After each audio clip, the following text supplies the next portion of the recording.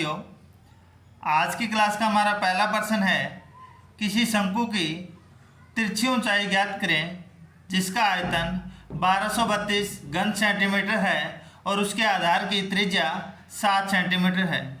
तो साथियों, आपके सामने पहले एक शंकु का डायग्राम बनाता हूँ। आपको वजह से पता ही होगा भी शंकु का डायग्राम कैसा बनता है। तो एक शंकु के अंदर दो प्रकार की ऊंचाई होती है, एक जिसे तिरछी ऊंचाई L या इसे तिर्यक ऊंचाई या ढालू भाग या वक्र पृष्ठ बोलते हैं, और एक इसकी बीच की ऊंचाई होती है जो कि इसके सेंटर से ऊंचाई तक जिसे H से प्रदर्शित किया जाता है, और इसका सेंटर से एक साइड जो नीचे का वृत्त होता है उसे क्या कहते हैं, त्रिज्या कहते हैं। तो यहाँ पे हमें क्या निकालना है, इसकी तिरछी ऊंचाई निकालनी है, तिर्यक ऊंचाई निकालनी है। तो साथियों, मैं आपको कुछ शंकु के फॉर्मूले बताता हूँ कि शंकु का जो वक्र पृष्ठ का क्षेत्रफल होता है, वक्र पृष्ठ का क्षेत्रफल का फॉर्मूला क्या है, पाई आर एल। पाई यहाँ पे 22/7, आर है त्रिज्या और एल है तिरछी ऊंचाई। अब हम बात करें ढालू भाग की ऊंचाई की, जिसे हम क्या कहते हैं, एल या तिरछी ऊंचाई। तो इसका फॉर्मूला क्या है साथियों, एल बराबर हाइट की स्क्वायर प्लस में त्रिज्या की स्क्वायर और इसका अंडर रूट। इसके अलावा हम बात करें साथियों संपूर्ण पृष्ठीय क्षेत्रफल, शंकु का संपूर्ण पृष्ठीय क्षेत्रफल। तो इसका फॉर्मूला होता है पाई आर प्लस में ब्रैकेट एल प्लस में आर। अब आपको समझ रहे होंगे भी ये किसका है। तो साथियों, इस फॉर्मूला को जब हम और ओपन करते हैं तो पहले तो हो गया इसका जो बाहरी भाग वक्र पृष्ठ का फॉर्मूला क्या है, पाई आर एल वक्र पृष्ठ का क्षेत्रफल प्लस जो नीचे का जो भाग है, नीचे का जो वर्त है, वर्त का फॉर्मूला क्या है, पाई आर स्क्वायर। जब यहाँ पे इसमें पाई आर कॉमन लेंगे तो एल प्लस में आर बच जाएगा।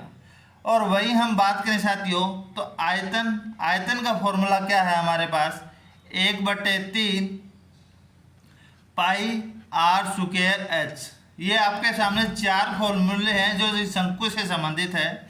हमें क्या निकालना है, तिरछी ऊंचाई निकालनी है।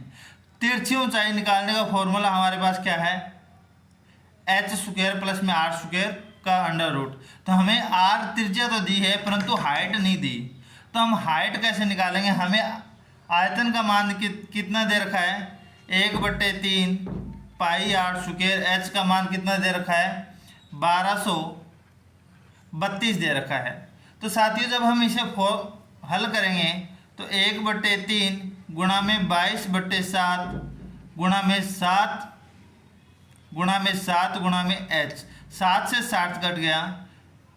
अब हमारे पास क्या बच गया कि 1232 गुणा में 3/22 गुणा में 7। तो साथियों काटते हैं, 22 एकम 22, 22 110, बच गए कितने, 13, 2 उतार लिया, 22 छिकी 132, 56 को 7 से काटते हैं, 8 7 56 कितना आ गया, 24। हमारे पास क्या आ गया, ये जो हाइट है, शंकु की हाइट है, वो हमारे पास 24 सेंटीमीटर आ गई।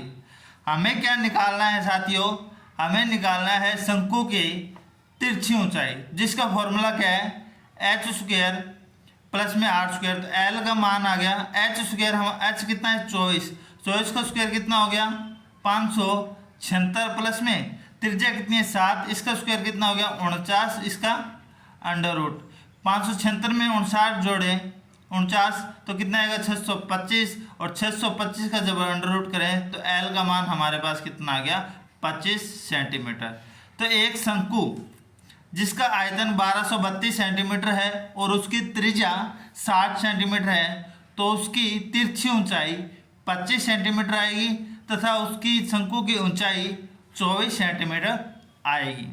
बिल्कुल आसान सा फॉर्मूला है साथियों। हमें इसका आयतन दे रखा है, आयतन से हम क्या निकालेंगे, पहले इसकी हाइट निकालेंगे शंकु की, और शंकु की हाइट निकल जाने के बाद मैं आपको बता देता हूँ, जो ये भाग है, ये एक भाग है, यहाँ पे किस चीज़ का निर्माण हो रहा है, ये एक भाग, बीच का h, ये हो गई त्रिज्या, और ये जब हम इसे जोड़ेंगे तो ये क्या बन रहा है, त्रिभुज, जिसका ये हो गया लंबाई, ये आधार, और ये कर्ण स्क्वायर। कर्ण स्क्वायर का फॉर्मूला क्या है, आधार स्क्वायर प्लस में लंब स्क्वायर का वर्गमूल। तो यहाँ से इस फॉर्मूले से हम क्या निकाल सकते हैं, लंबाई निकाल सकते हैं। बढ़ते हैं हमारे अगले प्रश्न की तरफ। अगला हमारा प्रश्न क्या है कि यदि एक आयताकार कालीन का क्षेत्रफल 240 वर्ग मीटर है और उसकी परिधि 92 मीटर है, तो उसका विकिरण ज्ञात करो। हम एक आयत का डायग्राम बना लेते हैं। हमें क्या निकालना है, इसका विकिरण निकालना है। तो साथियों ये होगी, इसके मान लेते हैं ए और दूसरी भुजा होगी बी। हमें क्या दे रखा है, हमें दे रखा है इसका विकिरण निकालने का फॉर्मूला क्या है साथियों, कि विकिरण को हम मान लेते हैं विकिरण बराबर ए स्क्वायर प्लस में बी स्क्वायर का वर्गमूल। हमारे पास ये फॉर्मूला है। हमें निकालना है वर्गमूल। कैसे करें, ए और बी का हमारे पास मान नहीं है, तो हम क्या करेंगे, हमारे पास फॉर्मूला है कि 2 गुणा ए लंबाई प्लस चौड़ाई किसके बराबर है, परिमाप के, और परिमाप हमारे पास क्या है, 92 मीटर। तो ए प्लस में बी का मान कितना आ गया, 92 में 2 का भाग देंगे, कितना आ गया, 46। अब साथियों दोनों तरफ अगर इसको वर्ग कर दिया जाए, दोनों तरफ वर्ग कर दिया जाए तो ये क्या आ जाएगा, ए स्क्वायर प्लस में बी स्क्वायर प्लस में 2ab बराबर 46 का वर्ग कितना होता है साथियों, 46 के 276 बच गया, 6 बच गया, कितना 27, 46 चौके 184, 84 और 27 211। हमारे पास क्या आ गया इसका मान। अब हमें क्या दे रखा है, ए स्क्वायर प्लस में बी स्क्वायर प्लस में ए बी का मान, क्योंकि हमें क्षेत्रफल क्या दे रखा है, दोनों भुजाओं का गुणनफल किसके बराबर होता है, क्षेत्रफल के। तो 2 गुणा में 240 बराबर 2116। जब 240 480 जब 21 में निकालेंगे तो हमारे पास आ जाएगा ए स्क्वायर प्लस में बी स्क्वायर बराबर 2116 में से 480 घटा देंगे तो 6 में से 8 में सॉरी यहाँ बच गया हमारे पास 2116 में से 480 घटाएंगे तो 6 में से 0 गए 0। उसके बाद हम बात करें कि बच गया एक, यहाँ पे इस तरफ ले आएंगे तो 11 में से 8 गए, कितने बचेंगे 3, 0, फिर 10 में से 4 गए, कितने बचेंगे 80, सॉरी 10 में 4 गए 6, 1630। दोबारा देख लेते हैं, 2116 में से 480 घटाएंगे तो 6 का 6, 11 में से 8 गए 3, यहाँ बच गया 0, 6, 10 में से 4 गए 6 और 1, 1636। तो साथियों ए स्क्वायर प्लस बी स्क्वायर का मान हमारे पास क्या आ गया 1636। अगर इसका वर्गमूल कर देते हैं, ए स्क्वायर प्लस में बी स्क्वायर का वर्गमूल कर दें तो हमारे पास क्या आ जाएगा, विकिरण का मान आ जाएगा। जब वर्गमूल करेंगे तो इसका मान आएगा 40.4493। तो ये किसके बराबर हो जाएगा, 40.45 मीटर के बराबर हो जाएगा, जो कि बी हमारा सही आंसर हो जाएगा। यहाँ पे क्षेत्रफल का मान सिर्फ इतना ही काम आएगा कि आप परिमाप के फॉर्मूले से ए स्क्वायर प्लस बी स्क्वायर का मान निकाल सकते हो। चलिए बढ़ते हैं हमारे अगले प्रश्न की तरफ। अगला हमारा प्रश्न है, किसी कक्षा में 10 लड़कों का औसत अंक 75% है, जबकि 15 लड़कियों का औसत अंक 80% है। सभी छात्र छात्राएं कितने हो गए 25 और 25 छात्रों का औसत अंक ज्ञात करो। तो साथियों 10 लड़के 10 बॉय का औसत अंक कितना है 75, टोटल कितना हो गया 750।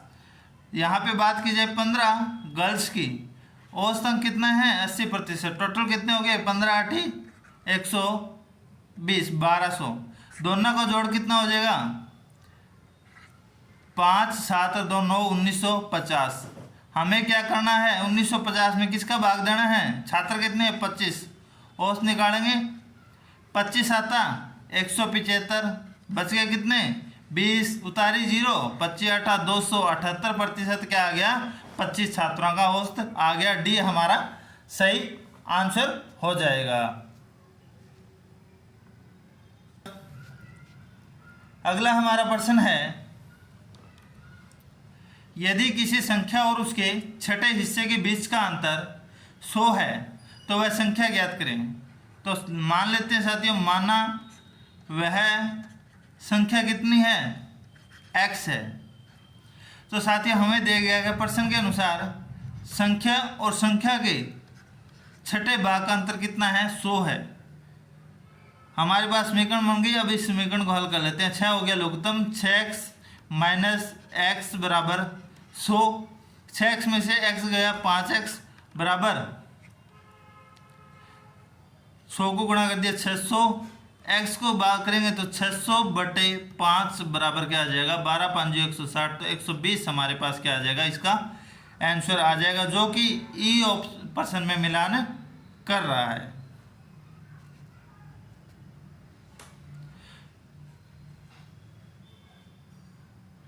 बिल्कुल आसान सा सवाल है, आप इसे हल कर सकते हैं।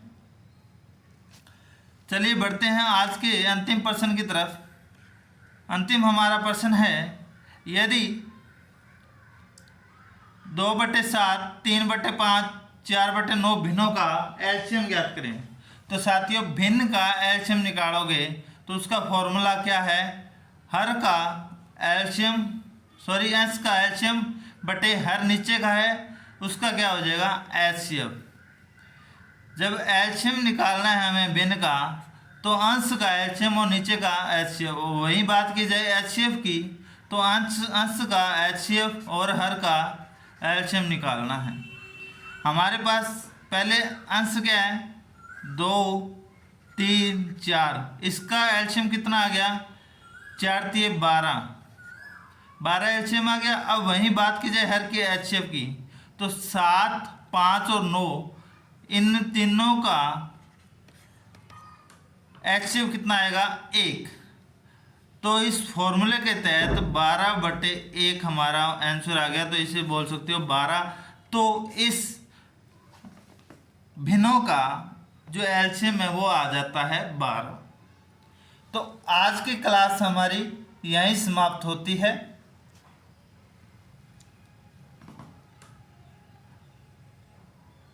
अगर आपको मेरी वीडियो पसंद आए तो मेरी वीडियो को लाइक और शेयर ज़रूर करें, और अभी तक आपने मेरा यूट्यूब चैनल सब्सक्राइब नहीं किया है तो मेरे यूट्यूब चैनल ITI एक्सपर्ट को सब्सक्राइब करना ना भूलें। आज के लिए इतना ही साथियों, धन्यवाद।